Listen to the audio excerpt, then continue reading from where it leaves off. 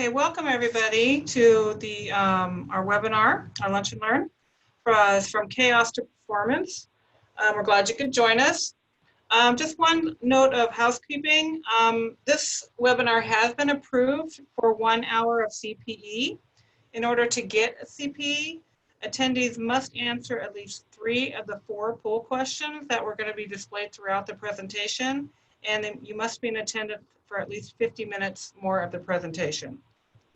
So let's get started. We're pleased to welcome Brad Billingsley from BOK Financial Insurance. Welcome, Brad.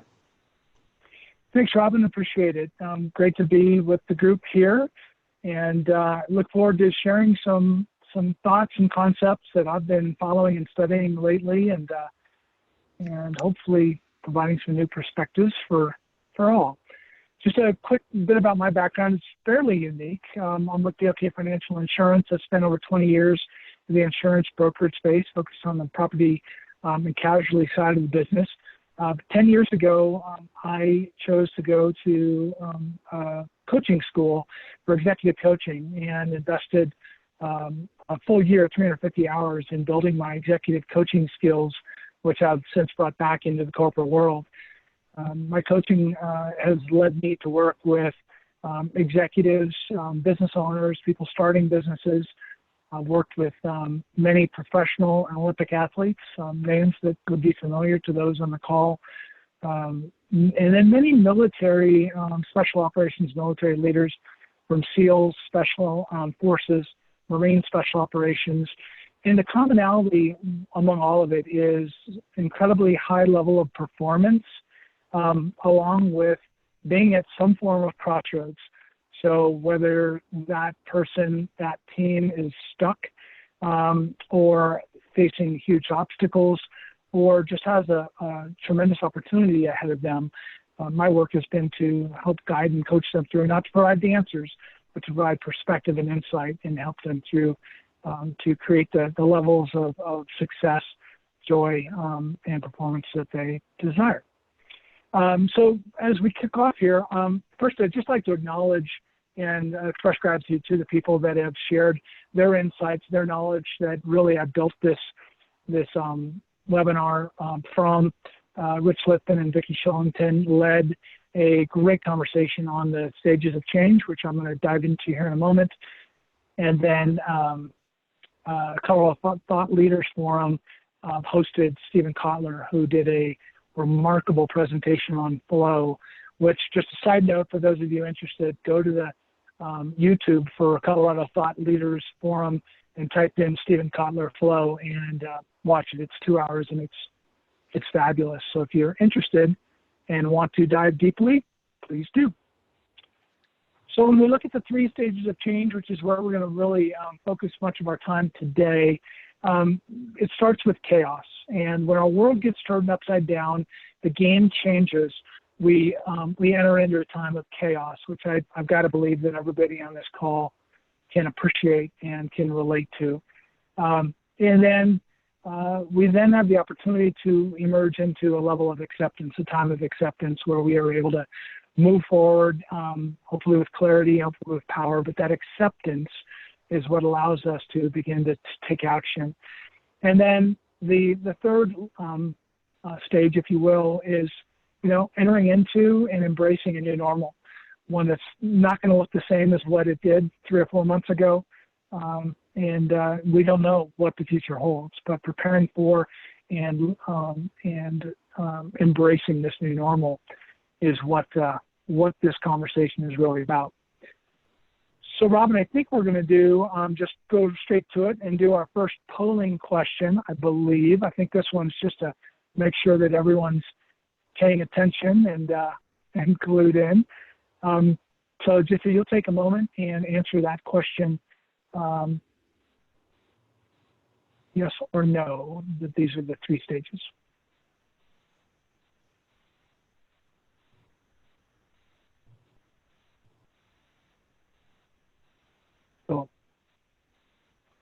Well, y'all are making me feel better that at least I haven't put you to sleep yet. So thanks for paying attention, and we'll make these questions a little bit more engaging in the future.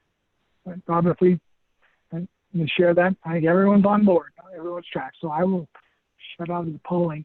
So when I shared this presentation first, the very first time, actually a couple months ago, a gentleman by the name of Dave Johnson was in the audience. And Dave is a mentor and just a man I just have great respect for. CEO of public companies, currently is the owner and chair of C Squared Solutions. He was a pilot in Vietnam War, and ultimately Dave was shot down not once but twice, and had to eject, fortunately over the American Navy fleet, so he was able to be rescued. But when I shared this with him, he said, he called me, he said, this really brings to mind a concept of the Stockdale paradox, which I'd heard of, but I didn't know a whole lot about.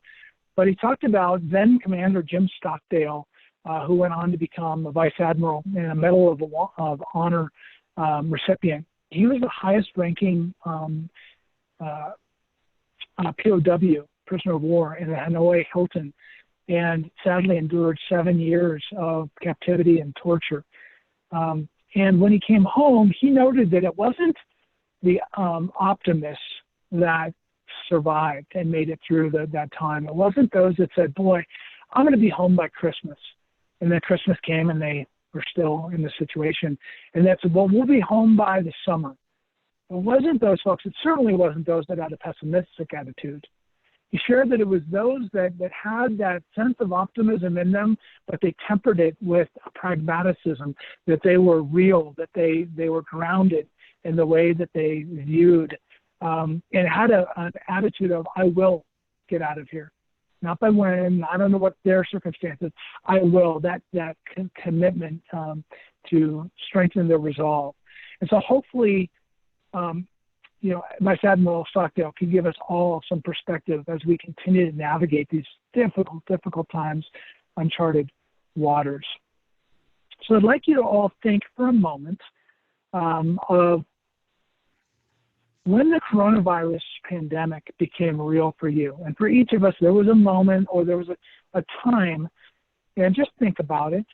For me, I was celebrating my wife's birthday up in Vail. We were at the Westin in Beaver Creek, and the family was up there. We had a wonderful weekend. This was over the weekend of March 13th, 14th, 15th, something like that. And we had played it safe because we were starting to hear more and more about things. We did not go out to eat. We brought them from home, ate it in our hotel room. When we skied, there weren't a lot of people on the mountain at that point, and we were 6 feet away in skied areas that weren't getting a lot of traffic. But we really didn't think much about it. And as we loaded the car to go home, put the skis on the roof, I got a text from a dear friend of mine saying, hey, are you aware that Dave, a dear friend of ours, that he was up skiing in Vail 2 weeks ago? He was on a company trip, and he and two of his employees have come down with the coronavirus. And Dave is on a ventilator. We don't know if he's going to make it. It's really, really bad. Here I am sitting in the parking lot of a Vail hotel where dozens of people all around outside the car, and the guy that I know may be and not make it, may not survive. And so it hit me really, really hard. And then a couple days later, my best friend in the world called me and said, hey, out in Kansas, my dad just came down with a really nasty respiratory illness, and we don't know if it's corona or not, but he's not in a good place. He's in the ICU, and I'm out here to I can't see him because they won't let even family member see him. And then I got the call 2 days later that his dad, who I knew well, was a dear friend, in his 70s, but just strong as an axe, could backpack and hike for days, had passed away just like that. And so, those emotions went from fear and worry to unknowing, to anger, to hesitation. They just flooded over me in that short period of time. And as I've talked to more and more people, I've learned that each of us has our own story. Unfortunately, just the way we've got this call set up with our time constraints, we don't have time to open it up and hear from everybody. Please feel free to add in the comments, share your story of what it was real for you. We're going to take another pause here. Just want to poll, and I'm curious, what emotions did you or are you currently experiencing as it relates to this stage that we're in around coronavirus?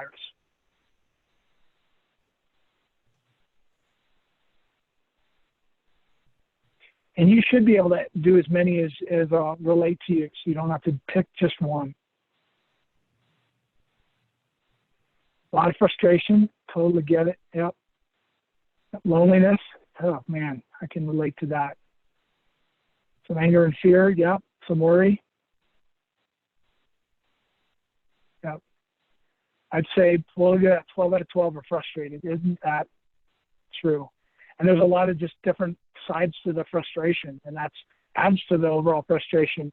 You know, should we be going back to work and going back to school? Should we not? Should we distance? Different views, different opinions. But it's tough. So I think I could share the results. So boy, look at that frustration without a doubt. So no doubt. So I appreciate you taking that poll. So we're going to tap into, if I can get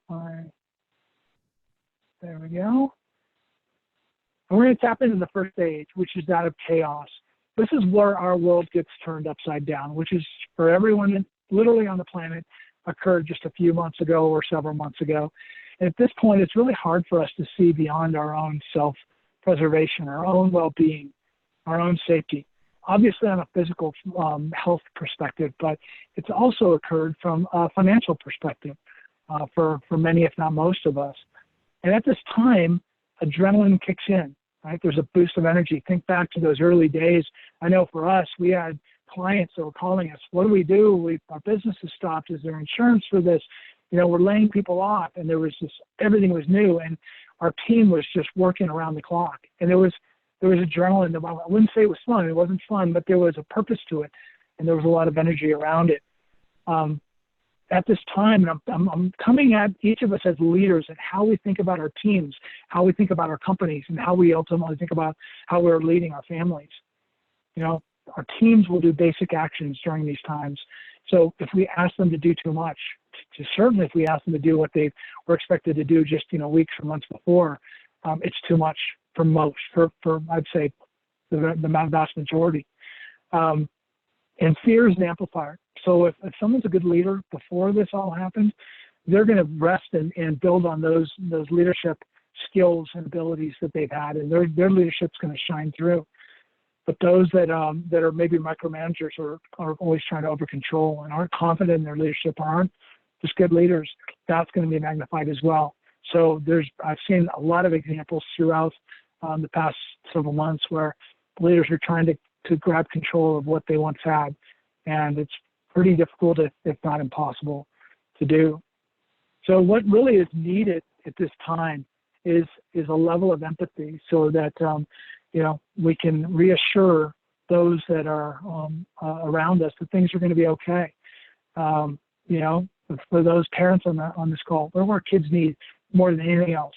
They need reassurance, that things are going to be okay, and that we're going to work through this in one way, shape, or form. This is true for our employees, our clients, our friends. But with this empathy, we need to be grounded as well. Let's go back to Admiral Stockdale. We've got to be real, because if we're just Pollyanna about it, it's gonna fall short. The meter. Let's call it the meter. The meter's up, and people can call us out if we're not being real with them. So it's critical to think about the messages that we're sending, how we're sending them, taking a pause in order to think about the messages either we're communicating verbally or via email or others, and make sure that they're complementing that empathy with being real as well. Imagine that one of your employees is in a state of chaos. Maybe now that many of us are kind of moving forward, but let's say one of your employees just finds out that a family member is just been come down with COVID and they're in the hospital. And imagine we're trying to go back to the way it was, or we're trying to move things forward, and we've got to do this by this timeline frame, and boy, you can do so much more.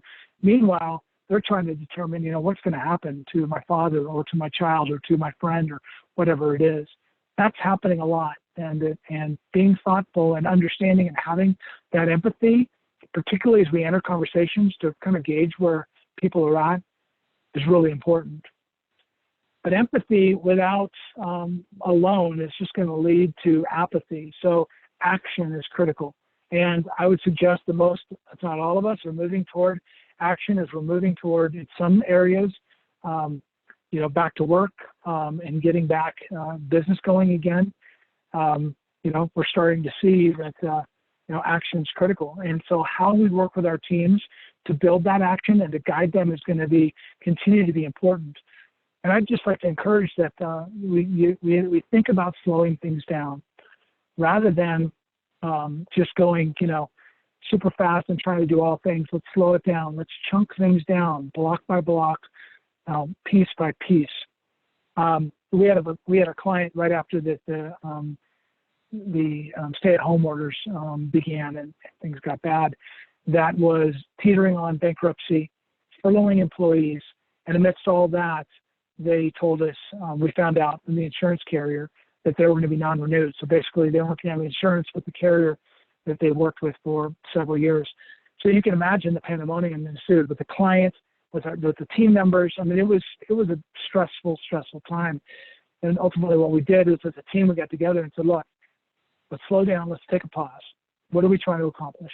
Well, we can't really affect if the client goes bankrupt or furloughing employees. What we can affect is our ability to get them through this and be able to get them the insurance renewal to the very best we can, and make sure that their company is covered well and effectively, and do it in a way that is as cost effectively as possible. With that in mind, what is the single most powerful, most important, most immediate step that we can take? And that became our mantra. That's what we do every day. We get back together. What's the single most powerful, most purposeful step we could take right now that's going to move us toward that vision and goal that we have? And we did that day by day over the next couple of weeks, and we ultimately got a renewal that was successful, and it was definitely acceptable, and it allowed them to not have to worry about that and continue to focus on finding new ways to grow and build their business. So the other thing that I'm hearing so often as I'm having these conversations with folks is just how important self-care is right now, and how easy it is to forget about self-care and taking care of what we need, because we've got so many people that are looking to us for guidance, for support.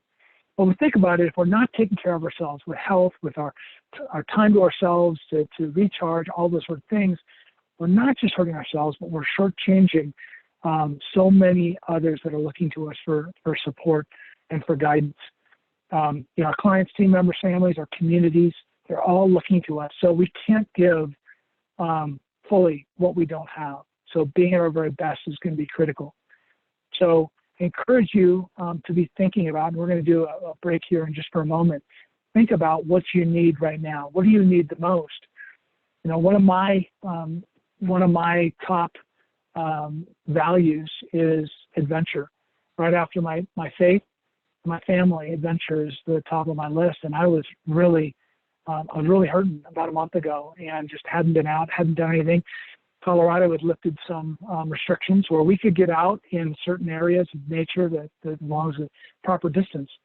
And ultimately, my son and I said, let's put our backpacks and our tents and let's get out and just experience a little bit of nature. And we drove these back roads. It's like 2 cars in 4 hours. We went to an area, a park that we'd never been to. There were a handful of people in this massive, massive area. And we just camped and we fished and we just hung out for a couple of days, and it just restored our spirits and our souls. That's what we needed. And we'll look back on that as one of the times that really strengthened our spirits in times when we needed it.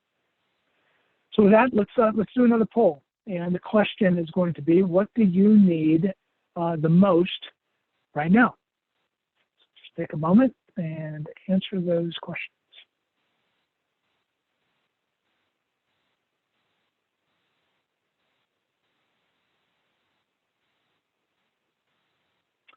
So saying more back to work, a lot of back to work, get it? Yep.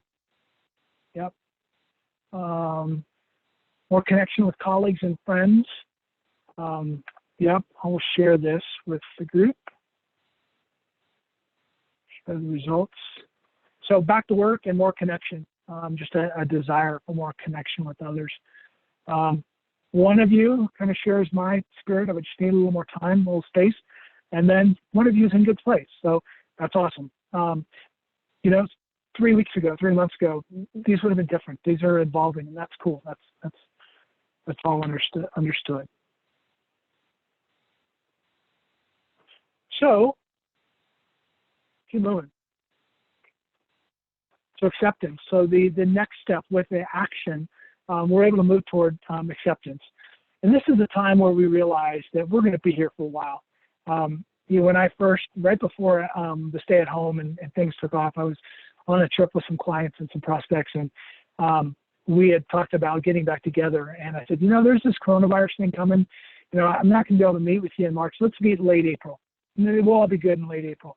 I mean, that's where I was at the time. That's what it seemed like was a forever at the moment. And boy, certainly realized that, and we realize more and more every day that things are continuing to evolve and continue to change. We don't know what it's going to look like, but really we're coming to terms that life as we know it has changed in many ways. And I suggest many, if not most of us, are in this stage. So you need to be aware that this is a time of frustration for many. That adrenaline that we had early on, it's left for most of us. We just have overall lower energy. My wife and I, by 4:30 in the afternoon, we are both so exhausted just from the day, and whether it's with the kids or with conference calls and everything else, that we're just exhausted, and that seems to be growing. We're tired a lot. We keep asking, when are we going to get back to normal? Kids want to just get back to normal. You know, there's feelings that can arise for us of guilt, of sadness, of not doing enough. Something that I've experienced. I volunteer for an organization in Denver called Food for Thought, where every Friday about 100 of us get together and we pack up about, well, it was 3,000. Lately, it's been up to about 8,000 sacks of food. So the poor kids in the inner city schools have food over the weekend. That's morphed into just food for these kids and their families, so they just have food, plain and simple. And I've got some health concerns that preclude me from being out in large groups or even small groups. So, you know, I've been staying home for the most part. I've not been out and I haven't been able to volunteer. It's been really hard. I missed it. I missed that connection with people and that sense of purpose that comes with doing that work. Fortunately, a good friend of mine, I shared that with him, and he said, you know, think of all the things that you've done that have prepared us through the years to prepare for being able to go from 3,000 sacks to 8,000 sacks, and that provided some solace. But just be aware that there are those feelings. You may be experiencing them. Your team or your family might be experiencing them, and it's normal. I've heard comments such as, you know, right now I'm struggling with ownership and victimhood. You know, I go back and forth, sometimes by the hour, let alone by the day. I've heard anger that I've lost my freedom. I've heard that from a lot of people. I get it. I totally get it. But this is where we have a choice to make, where we can either decide to merely endure and just get through these tough times, or we can find an opportunity to improve, to find a way to thrive, to come out on the other end of this stronger than they were. And it's not an easy choice. And there's times where I fall to the victim side, and I have a tough time, especially as we see spikes and our company goes from red to orange to, I don't think we've gone to yellow, but then we go back to red. Now all of a sudden it seems like we're being set back. So that's tough. You know, on a very personal note, I saw my daughter, Reese, go through this. She's 14, freshman at South High School in Denver. And right before, the weeks before the stay-at-home orders, she made the varsity lacrosse team. And she was just so excited. And it was fun to watch her so excited about making the team. And she was going to these practices and practicing with seniors and being challenged in ways that she hadn't before. And then like that, it was over. There was no more sports. And I'm sure your kids have experienced that too. All of a sudden there is no sports. And for a few days, it was just sad. It was hard. What is she going to do? And she was really down. And then she goes, you know, I'm going to go for a run. So she went for a couple-mile run. And then another day she said, well, there's this YouTube thing I'm hearing about. Some woman does these workouts. I'm going to try one. She tried one. Before you know it, she's working out every day, sometimes 2 or 3 times a day, doing different workouts. And just a few weeks ago, she and one of her friends they went out and walked a marathon. They did it from different sides of the path, but they went and walked the marathon. They started at 7 a.m. and they got done at like 4:51 in the afternoon. But they built up to the point where they could go for over 26 miles. And she just had her first back together lacrosse practice last night, where they're doing it the distance kind of thing. But she looks strong, and she's a different player than she was just a few months ago. So it's fun to be able to watch her experience that. At the company level, this is critical too, and I know we're all experiencing that, but this is where strong companies are finding ways to strengthen, to shift, and to improve and to go about business in a new way. But it's where weak companies or companies that don't have a really strong foundation are dying. They're dying quickly, and it's hard to see. I'm seeing a lot of bankruptcies around Denver, and I know it's happening in Arizona and beyond. But as we think about throughout history, the companies that have emerged, and I was looking at more recently in 2008, I'll share that in a moment, but if we go all the way back, General Motors came out of a recession in 1908. Hewlett-Packard came out of the Great Depression in 1937. Burger King evolved out of the Korean War when there was really tough, a very tough environment, and that started in the 50s. Microsoft launched during the oil embargo of 73, 75. And we look at 2008, over 170,000 companies went bankrupt for a variety of reasons, but they struggled. But at the same time, others emerged. So companies that we now know and are a big part of our lives, WhatsApp, many of us use that. That was a startup that 5 years later, only 5 years later, sold to Facebook for $19 billion. Groupon, Airbnb, Instagram, Uber. These weren't companies that we even had heard of prior to 2008, but were created. And there's no doubt there was thousands, tens of thousands, hundreds of thousands of companies that emerged during that time. So the reality is that it's really not that we have control over, we just don't have control of a whole lot right now. When the kids go back to school, when our business is allowed to reopen, what happens to our economy, we don't have control of that. We can choose how we're preparing for when it is time to go back, how we're preparing our teams and leading our teams. And really that's what this whole conversation is about. So rather than succumbing to our frustration, being able to find ways to set the stage to thrive and to move forward as opportunities arise. One of the questions that I'm wrestling with is, what's my 5-year plan? So Stephen Kotler, who I'm going to talk about here in a moment, he brings up the idea, what's your 5-year plan? And when I was in a conversation with a group of mine, a business leader group of mine, one of the people said, this is a unique time where we could pause, where we can actually have some time to pause and to think. Now that's going to evolve as business opens up and whatnot. But for many of us, there's time to slow down and think about where are we heading and what we're creating. And as I think about the 5-year plan, that's such a cliche question, and I've been asked it a million times, read about it in books. But for whatever reason, I really thought about it differently. Maybe because I had some time to pause. And I realized I wasn't super clear on what my 5-year plan was.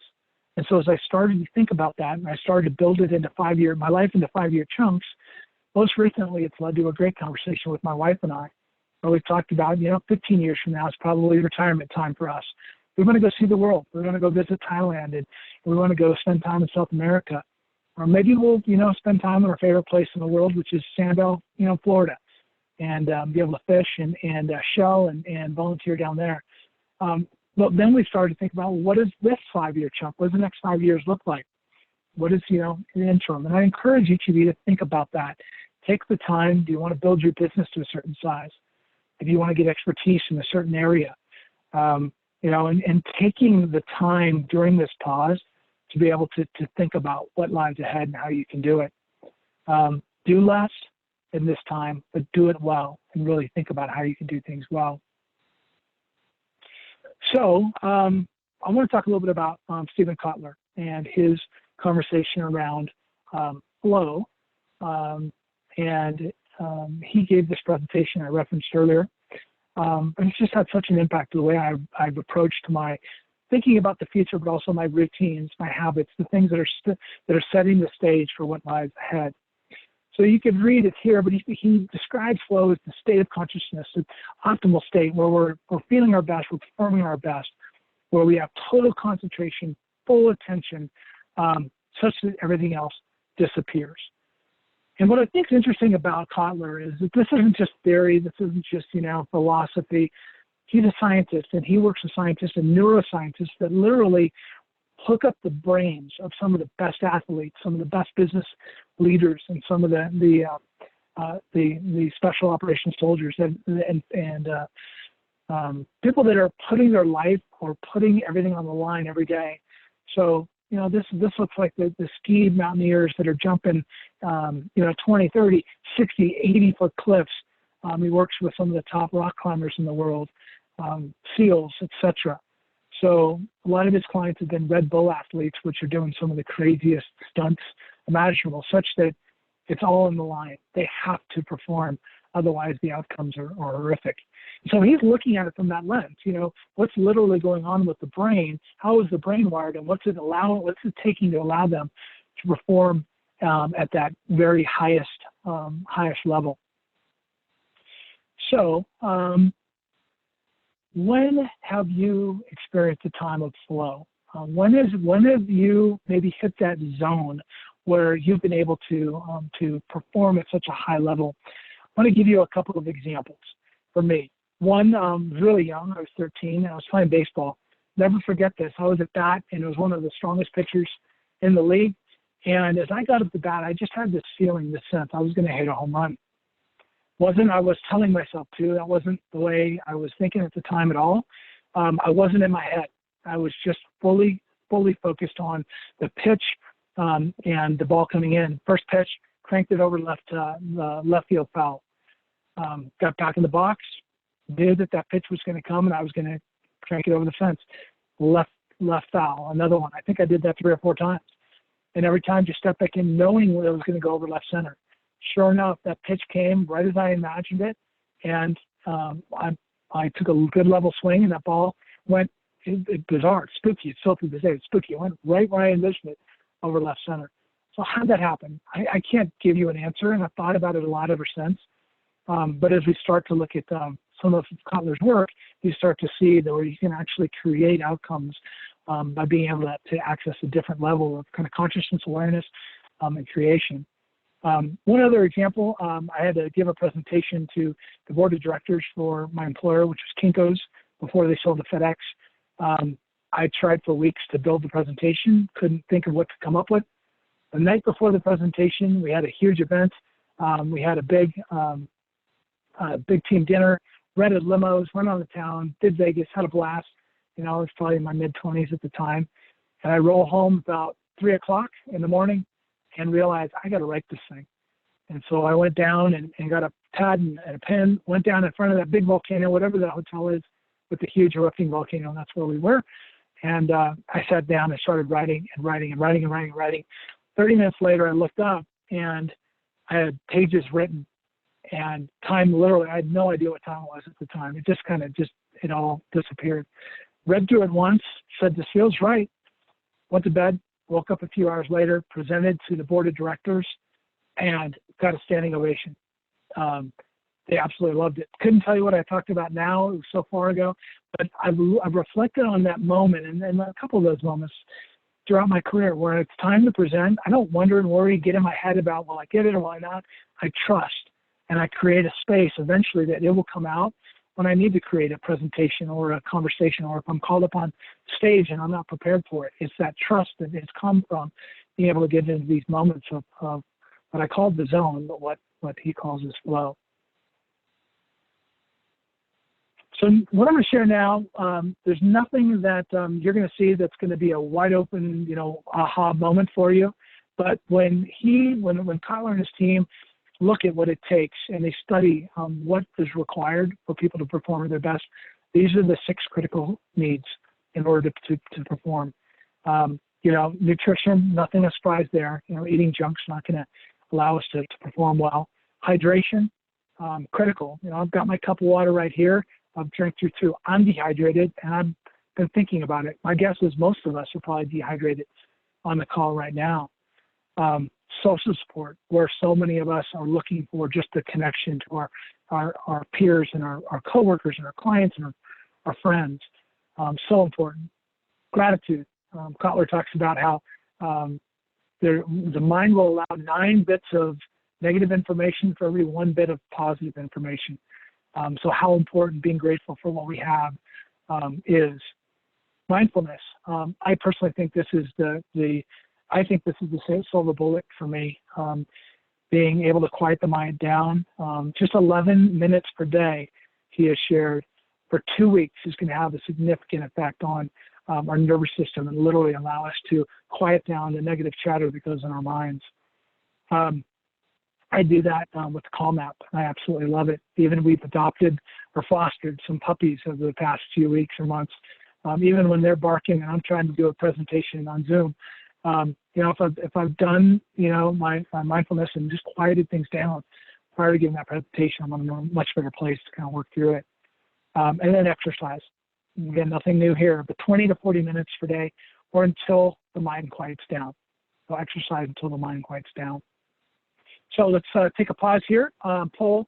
Again, choose as many as you'd like. Be honest. If I were to answer this, there'd only be a few that I would honestly answer. But which ones of you would you say you're abiding by or adhering to right now? Take a moment. Good on hydration and exercise. Awesome. Glad to hear that. Very cool. Good nutrition as well. Social support. I think that goes back with our previous poll. People want more of that. Yeah, that's probably one of the. Zoom doesn't really do it to get the social support, at least not the way that personal interaction and connection is. So cool.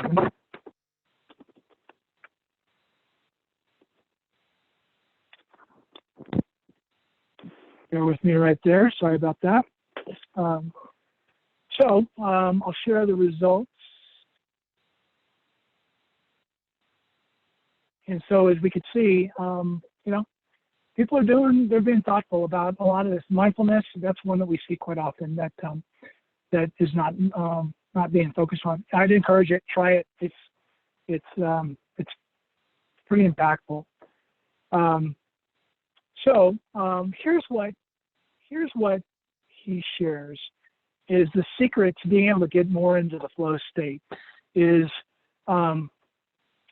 starting your day for the first 90 to 120 minutes with completely distraction-free time. So no email, no text, nothing. I think this is the great differentiator in whatever you're doing, whatever your goals. I think this is the opportunity to really separate from your peers, from your competitors. So rather than focus on the things that we typically do, check the email or look at our calendar and get sucked in and wrapped to everything that's going on, the goal is to just focus start that day, focused, quiet time, which I'll discuss in just a moment, and then be able to go into the things that are most important. Here's how I do it. It's very simple. I just take a piece of paper, I fold it out over. On the top, it's got my first meeting time. I don't think you can see that. First meeting time. So I wake in the morning, I look at this. I know I don't have anything until 10 a.m. I might wake at 5 or 5:30. And my flow focus for the morning, I'm going to prep for a meeting, a specific meeting that I want to work on. I need to really get undivided time. And then inside, these are all my to-dos. These are the tasks. But I'm not looking at those in the first 90 to 120 minutes of my day.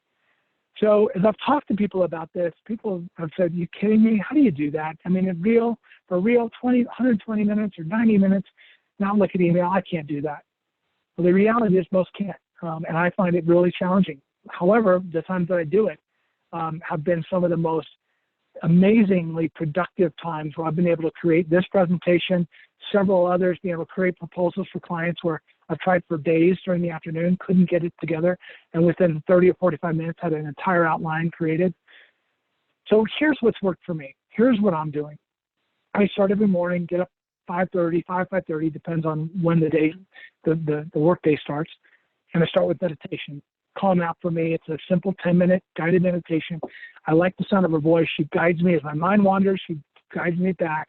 And I found that I love it. I crave it.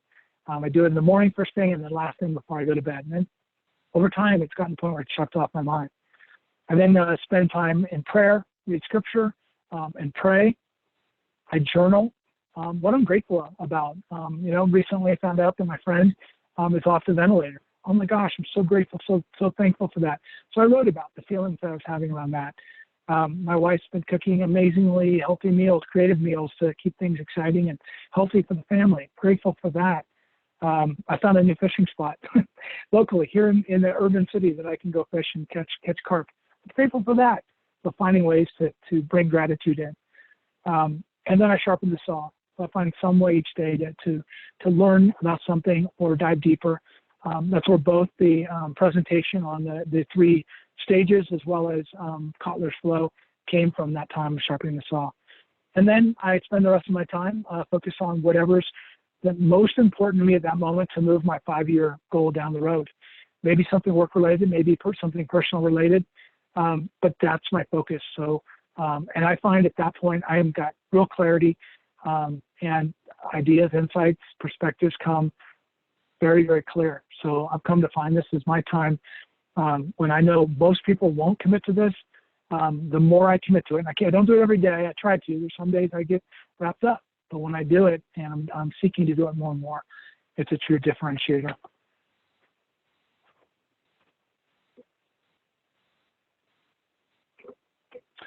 So I want you to encourage you to think about, what are the routines, what are the habits that once formed, you're going to propel you towards your 5-year goal. So spend time thinking about that, and think about the things that are going to boost you and move you toward whatever lies ahead in this new normal. So I want to talk about this stage 3, this new normal. And this is an area that I usually get feedback. I want more information. I want more insight. I want more diving deep into this new normal. And as I've reflected on, the reality is we just don't know, and that's what makes it so difficult, so painful. But I do know we're going to need a lot of energy when things fully open up. We're going to have a lot of clients and a lot of team members that need us, need our focus. We're going to be at our very best. There's going to be an opportunity for a lot of companies that are going to look to each of us, whether they're our customers or our clients or our own internal companies. They're going to look to us to help create new opportunities. In my space, in the insurance brokerage, there's a lot of our big public competitors are laying people off. There's going to be a massive opportunity to bring on new talent and to grow the business and to capitalize on the really good folks that are looking for a new start, a new role. That self-care, the routines that we create, at this time are going to be critical to determine if we can have the bandwidth and have the ability to stay strong and to really run at the pace that's needed. Some are going to thrive, and some, unfortunately, are going to be left behind. So some final thoughts as we move into this new normal of whatever's going to come is around being able to improve in a way that allows us to grow. And Kotler talks about this flow channel. So the skills that we have, if we're using the skills that we've always had, but not really pushing the envelope, we're not really challenging ourselves, it's going to lead to boredom, and we're going to kind of be stuck in a rut. I've seen that with some of my peers and people that I know. They're just kind of going through the motions, and that's kind of sad. I think there's a time to recharge, but that's not what we're talking about here. My guess is that very few, if any, are in that place. But what I would suggest is that there's likely many of us, especially with things starting to opening up, closing back down, or preparing for opening up, going too hard, going so hard that we get to the point of anxiety where we can't think clearly, where we're challenging ourselves to the point where we ultimately crack or snap. And that's a tough one, especially with so much, being looked at us to move things along. But Kotler talked to Alex Honnold, the guy on the right, who, for those of you that watched the movie Free Solo, about Alex Honnold's free solo with no ropes, no protection of any way, shape, or form up El Capitan in Yosemite. He said, well, how did you one day just go out and just free solo El Cap? How were you able to do that? And his response was, really weren't. I wasn't just able to do that one day. I had to, do it little by little from when I was at my very beginning, of, learning to climb on the rocks in our backyard, to the gym, every move of every workout, to every day of every week of every month. Little by little over a career allowed me to push a little bit better. For him, it was 4%. For you, it might be 2%. The number's not important, but it's constantly pushing and finding ways that we can build and build. So when ultimately we get this opportunity to embrace the new normal, embrace what's on the other end, we can have the greatest impact that we possibly can. So with that, I know that's a lot of info, but I want to just turn it back to Robin and open it up to questions or to comments or to insights, and be able to just open in any dialogue that would be helpful with the group. Robin? Yep, okay. So if anybody has any questions, I think you can raise your hand or you can type them in the Q&A.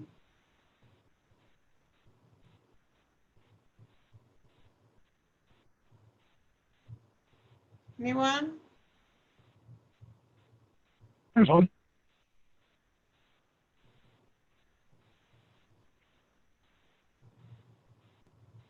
I don't see anything coming up, Brad. I saw one. I think it was Kenneth. I think I saw that name that popped up. Oh, okay. If you have a question, either share it or raise your hand again. Let me unmute you, Kenneth. No, I'm sorry about that. I was clicking through to just type a quick question. Can you go back one slide, please? Yeah. This one? Yeah, going over the group from the mindfulness. Can you just follow up on that one more time, please? Yeah, a little bit more about the mindfulness. Yes. Yeah, so the whole thought here, what do you call mindfulness is the term that people are using, or meditation or quieting the mind. It's finding a way to the mind. I don't have my stats with me. I wish I did, but the mind works so fast. It's got so much going on, and we can't even process all the things that come through our mind. And so I'll speak for myself. When I find myself where my mind is starting to take over, where I'm thinking maybe they're negative thoughts, or I'm getting frustrated, or maybe I'm reacting to something that somebody triggers me. Typically it's when I'm not taking the time to be mindfulness, to be mindful, to be calming the mind down. The thought that Kotler comes up with, and so many others do, is taking the time to quiet the mind down, to be able to quiet the mind and be able to get in a place where we can really be thoughtful and focus on the things that are important to us. An example, I've studied an amazing coach, a guy by the name of Mark Devine. And he is a former SEAL Team 3 leader, commander. And one of the things that he constantly focuses on is mindfulness. You think it's the physical aspects or the nutrition or the getting, in better shape, but so much of what he talks about in his Unbeatable Mind podcasts and business is around quieting the mind down. And he talks about how they go on missions, and he used here's a technique you can use. It's called box breathing. And then box breathing, it's very simple. It's 4 counts. 4 counts in, breathing in slowly and deeply and powerfully. 4 count, hold the breath. 4 count, purposely and powerfully exhaling till the oxygen is out of your lungs. 4 count, hold. And continuing that 4 count, they do that literally when they were on the helicopter. They do that before they kick in the door. And he coaches his clients to do that box breathing. I was doing it before we were on the call. You couldn't see me, but I was just focusing on my 4 count breathing just to get my state in a good, quiet, calm place. So then I can really focus on what I really want to focus. Does that help, or is there any other components that we could dive into? John Lovato had a question. John, I'm going to unmute you so you can ask your question. Great. Can you hear me? Yes, John. Yeah, sure can, John. Great. Yeah, I was just curious how you balance sleep along with the 6 needs for peak performance. That's pretty critical too.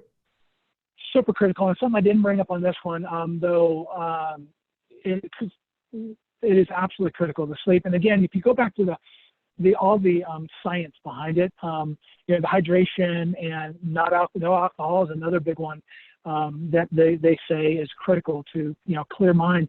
Sleep's one of the biggest ones. I'm a bit of a night owl, so this is challenging. So I try to get at least 7 hours personally.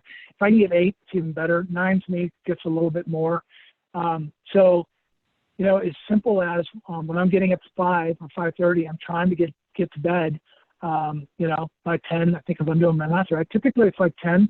But if I go, maybe sometimes I've got stuff that I've got to prepare for. Like this week, I've got 3 presentations like this, and I've got a huge client renewal. So I've been going till 9 or 10 on some nights. So it becomes challenging. The way that I've approached it is I'm doing my best and making it a priority to get at least 7, if not 8 hours.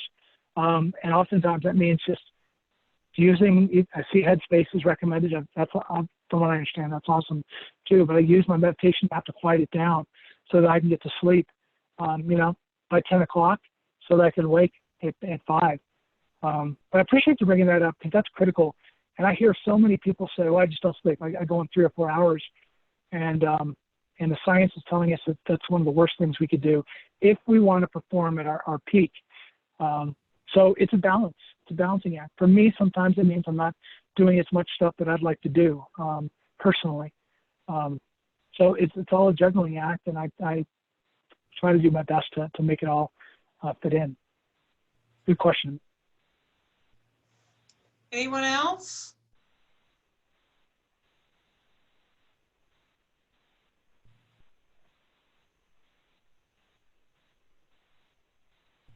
I don't see anybody with the raising hand. Let me just bring this up. So here's my contact info. That's my cell and my email as well. So if questions or comments, or quite frankly, if you'd just like to discuss it further, it's the coach in me. I don't take on new coaching clients. I really try to set aside time outside of my business focus to just have these conversations and be a resource. So if anybody wants to come up with you know, discussion or questions, reach out. Happy to have the conversation going forward. So Robin, did we hit our time? I want to make sure that we're thoughtful of that so everyone gets their credits. And we're at 12:52, so we're good. Okay. Okay. Great. Well, if there's any more questions, feel free to reach out. Otherwise, just thanks for the opportunity to be part of your group. I really appreciate that. It's been great. I'm sorry it wasn't more interactive, participative, but I appreciate you guys responding with the polling questions. And I wish everyone the very best as we continue to move forward toward whatever lies ahead in our new normal. Well, we thank you, Brad. And for all the attendees, I will be sending out his PowerPoint. And yeah, we thank you again for the very interesting presentation. Great. Thanks, Robin, and thanks all. Take care.